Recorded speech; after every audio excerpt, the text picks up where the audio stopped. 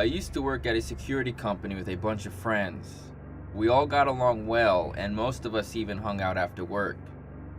The ones I didn't hang out with kept to themselves. There were two brothers that worked nights with me, and they were their own group. They were new to the company and would have many conversations about their guns. Bill was the older brother, and Luke was the younger. After hearing Luke and Bill talk about target shooting so much, I developed an interest. I don't own a single firearm, but my roommate owns several.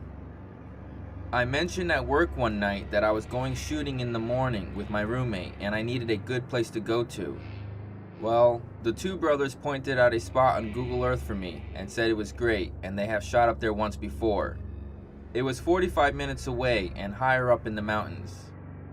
I knew the spot precisely due to a single image posted to the coordinates on Google Earth with used shotgun shells covering the ground. I decided that was as good as a spot as any and told my roommate Don where to drive us. We arrived the next morning at 10 a.m. and parked at the top of the hill. We saw our spot about 150 yards away in a clearing down in the valley and began hiking down. On a quick side note, I wear this very bright neon yellow hooded sweatshirt at work and during the winter. I am also a pretty large dude. Being big and brightly colored makes you very visible from very far away. I've seen hunters using bright colors to avoid accidentally getting shot by other hunters, so I decided to wear my trademark bright hoodie on our hike. We made it a quarter way down the hill, and I saw a group of fellow target shooters at our desired spot. These were the only other people we had seen in 30 minutes. I thought to myself how lame it was that our spot was taken. While we were still standing on the side of a mountain, we decided to start walking down towards them, and that's when the rounds started flying. This group was shooting at us. Don and I were targets for about 3 guns, and we didn't have immediate cover. I saw Don running across the mountain, strafing the shooters. I saw what he was running for. It was a small plateau about 20 yards next to us.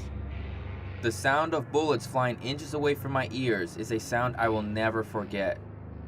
I still get chills thinking about it now. The vibration and rotation of the bullets chilled my bones. It's not a sound I want to hear again. It made everything go slow motion and very clear. My adrenaline was kicking in. We made it to cover and hit the dirt. We were pinned down, but we had cover now. I had to have heard at least 100 rounds pass just over the lip of the plateau. I heard a pistol, a rifle, and a shotgun. I know I did. The trees, boulders, and mountainside were being hammered by round after round. If we sat up from our cover, we'd have been shot in the face. These people were shooting up a hill towards a road. They had their backs to their paper targets.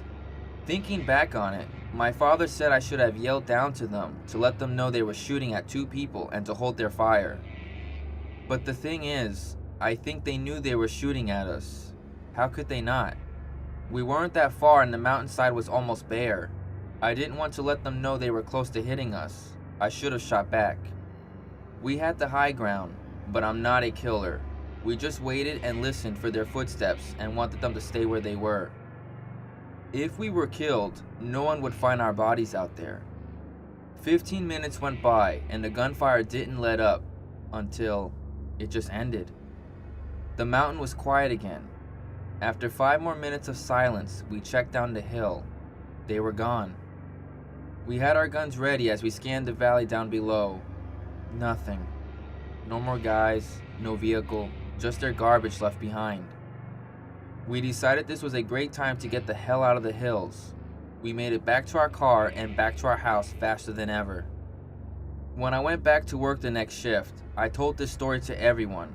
I even thanked Bill for the sweet advice. He apologized for the bad locals and said that's crazy. Another coworker told me Bill and Luke went out shooting the same morning as I did, in the same area. I asked Bill immediately about it, asked him where he went shooting and what guns he brought to shoot. He pointed at the same damn Google Earth image as before. Luke, his friend, and Bill were using a Glock, a .22 rifle, and a 12-gauge shotgun. It was all coming together so quickly. I told him he was a psycho and he almost killed us. He denied shooting at us and even changed his mind about where they were shooting. He said he was actually 2 miles west because his GPS was inaccurate. I knew he was lying, but what could I do? I had no proof. He worked with me for another 2 years before I moved away and never heard from them again. I remember how emotionless he was when he denied shooting at me.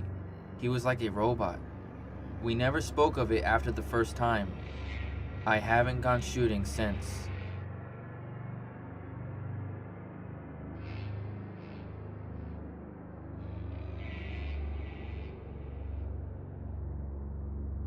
We lived out in the foothills on 5 acres of land down a gravel road. We owned horses and pigs and all sorts of other things. We had no nearby houses in our vicinity. However, you could cross a creek behind the house and over a small mountain to a gated community. However, you would never want to go outside due to the mountain lions that lurked around at night. Needless to say, other than our floodlights on the house, there were no lights around, ever.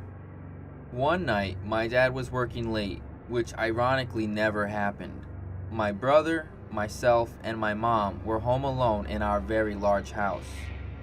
I was only about 6 years old, but I remember all of this vividly. For whatever reason, I was sleeping in my parents' room with my mom that night, and my brother was sleeping in his room. All of a sudden, my brother came bursting in the bedroom around 3 a.m., slammed and locked my parents' bedroom door, and said that he heard someone whispering his name and telling him to come out and play. He also said it sounded like it was coming from the closet or from the window, which the two were right next to each other.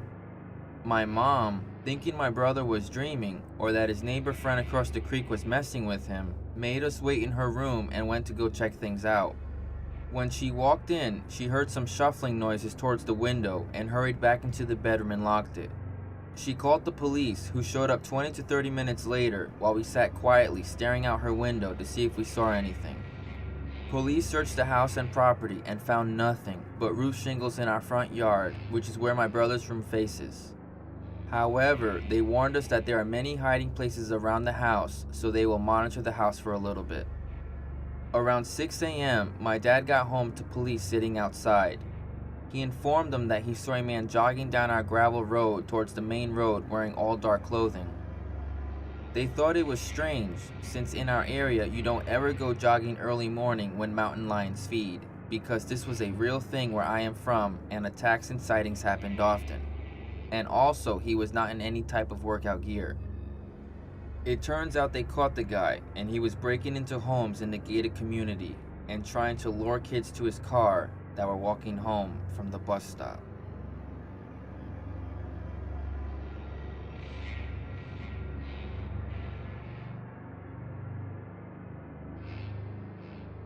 St. Patrick's Day is a crazy occasion in most cities, and my hometown of Dublin is no exception. A few years back, I found myself with a few days off on either side of our national holiday, and so I decided to get away from the madness of the city and spend some time camping and hiking in the nearby mountains. On the eve of the trip, my buddy called to tell me he was sick and wouldn't be joining on the adventure, so I decided to make the trip alone. The weather was beautiful, and I spent a very enjoyable St. Patrick's Day hiking through the woods and mountains above Dublin alongside a good number of similar-minded folks. At roughly 4 p.m., I spotted a nice thicket of trees in the distance and made my way towards what looked like a perfect campsite. I found a clearing, set up my shelter, and prepared a delicious dinner before settling down with a book and the sounds of the wilderness for company. At around 7 p.m., something changed. I suddenly became very uncomfortable and agitated. There was someone nearby. Somehow I just knew it. It was completely dark. I scanned the surrounding woods with my torch, but could see nothing out of the ordinary. It was just me and the trees. I told myself to settle down and that it was natural to feel a bit scared when you're alone in the woods. But no matter how much I tried to clear my mind, I couldn't shake the gut feeling that the situation just wasn't right. I knew that the last bus left the nearest village at 10:30 p.m. and that I was roughly 3 hours away by foot. In the heat of the moment, I decided to get the hell out of there and take my chances on the trail. I packed my gear in record time and moved out, stumbling over fallen trees and thick bush until I hit the trail. I was in a panic but comforted by the well-trodden path. A half an hour of gentle descent and I'd be on a paved road, and after that it was only an hour to the well-frequented regional road that led to the village. After only a few hundred meters, however, I was stopped in my tracks. Sitting on a tree stump just off to the side of the trail sat a lone figure. By the light of my headlamp, I saw that it was a man dressed in dark street clothes, rather than the bright hiking gear one might expect. I was instantly on edge. There was no point in trying to hide, as he had no doubt already seen me with my headlamp and reflective jacket. We drew closer in the darkness, and I saw that he was roughly in his 30s. As I passed, he looked at me, smiled, and said, "Lovely evening." I acknowledged his statement, and I continued forward, on my guard. After a minute or two, I turned to look behind me and saw no sign of the man I had just passed. There was a house out in the distance, and I thought the best thing to do would be to stop there for directions to the village road. Several minutes later, I again felt a pang of uneasiness and checked the path behind me, only to see the figure once again, this time on foot, heading the same direction as me. I hurried toward the house. I felt much more relaxed once I reached the warm glow of the cottage. I got directions from a nice elderly couple and was pleased to learn the road was just a small distance away at the bottom of their driveway. With no sign of the mountain man behind me, I walked on. Just as I reached the road, I heard a banging noise from the direction of the house, followed by an out-of-breath yet familiar voice.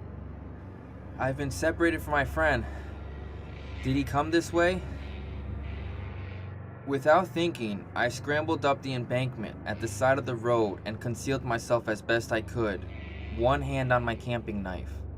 My heart has never beat so fast. I couldn't hear the householder's reply, just the sound of the door closing followed by footsteps on the gravel driveway. I saw the man, silhouetted by the moonlight, walk into the road and peer into the distance in either direction before hurrying off in the opposite direction of the village. I waited in the bushes for I suppose 15 or 20 minutes, terrified, before plucking up the courage to continue my walk to civilization. I trudged on for over an hour before I heard the rumble of a car engine in the distance and saw its headlights approach. I stuck out my thumb and to my surprise the driver stopped. I asked if he could give me a ride into the village and he said no problem. Once in the car, the driver, a friendly Polish man, asked if I was looking for my friend. I apologized and told the man that he was mistaken and that I was out hiking alone and had just lost track of time. I lied to him, not wanting to admit I got scared camping alone. He responded and said that he was only asking because he was just flagged down by another young man who told him that he was looking for his friend and that I fitted his description perfectly. He also said that the young man seemed very agitated. In shock, I told the driver about my encounter with the mountain man and how he had headed in the opposite direction over an hour ago. He told me that the young man must have turned around because he was stopped by the young guy only a few hundred feet behind the spot where he had picked me up. 5 minutes later, I was back in the well-lit, well-populated village. I made it in time for the bus and within the hour was back in Dublin city centre. I have no idea what was going on with that man or what he intended to do if he caught up to me. I'm just glad I followed my gut and was lucky enough to make it home with nothing more than an odd story.